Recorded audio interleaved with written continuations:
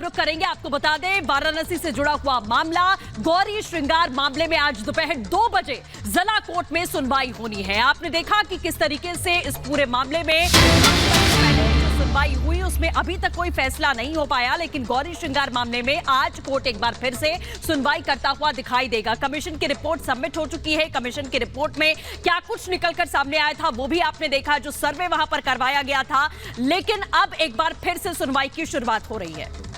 बिल्कुल, वाराणसी के ज्ञानवापी श्रृंगार गौरी प्रकरण में आज जिला जज की अदालत में अहम सुनवाई होने वाली है और दोपहर 2 बजे यह अहम सुनवाई होगी, जब ज्ञानवापी परिसर स्थित श्रृंगार गौरी के नियमित दर्शन और अन्य विग्रहों के संरक्षण मामले में जिला जज की अदालत में सुनवाई होगी।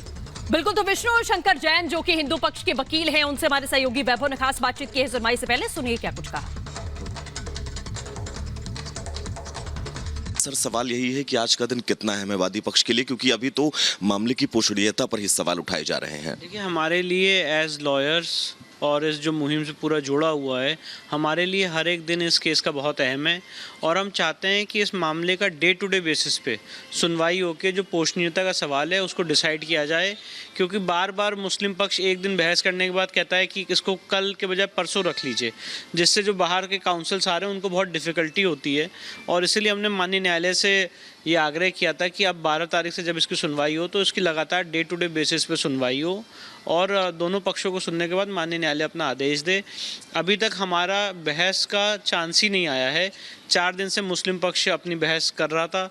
जो हमारे प्लेंट के 50 पैरा थे वो पढ़ चुके हैं, अब उनके लीगल सबमिशंस हैं। बड़ी ताज्जुब की बात है कि जो उन्होंने एप्लीकेशन में ऑब्जेक्शन उठाया था हमारी प्लेंट पे, उस एप्लीकेशन से बियॉन्ड जाके उन्होंने बहस की और अभी अपनी एप्लीकेशन तक पे बहस नहीं की है। उनकी एप्लीकेशन थी कि हमारा suit places of worship act से बाधित है। 4 दिन की मुस्लिम पक्ष की बहस में प्लेसेस ऑफ वर्शिप एक्ट का जिक्र ही नहीं आया है।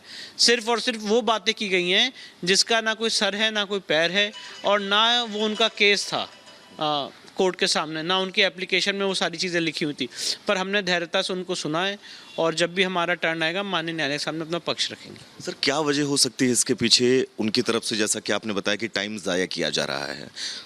देखिए, एक चाहे श्री कृष्ण जन्मभूमि का केस हो चाहे काशी का केस हो, हमने ये एक पैटर्न देखा है कि इन सारे केसेस में ऑर्डर 7 रूल 11 की स्टेज पे बहुत ज़्यादा बहस की जाती है और जितना ज़्यादा से ज़्यादा टाइम स्ट्रेच करने की कोशिश की जा सकती है उतनी की जा रही है, जबकि मामला बहुत छोटा सा है।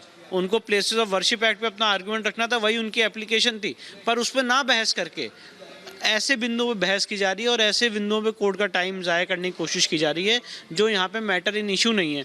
तो मुझे लगता है आज तक हमने तो हर सवाल का जवाब दिया है कि हमारा केस क्या है, हमारी रिसर्च क्या है, हिस्टोरिकल बैकग्राउंड क्या है। मुस्लिम पक्ष ने, आपके चैनल के माध्यम से मैं बात पूछना चाहता हूँ, मुस्लिम पक्ष ने आज तक अपना एफिडेविट, अपना स्टैंड, अपना रिटर्न स्टेटमेंट तक भी फाइल नहीं किया इस केस में और बाकी जो अन्य मुकदमे हुए किसी भी केस में। तो इसलिए ये सारी चीज़ें बहुत चौंकाने वाली हैं और इसीलिए हम कोशिश करेंगे, माननीय न्यायालय से आग्रह करेंगे कि इसमें जल्दी से जल्दी अपना निर्णय सुनाए और लोगों के सामने जो न्यायालय की प्रक्रिया है उसका एक कंक्लूजन आए।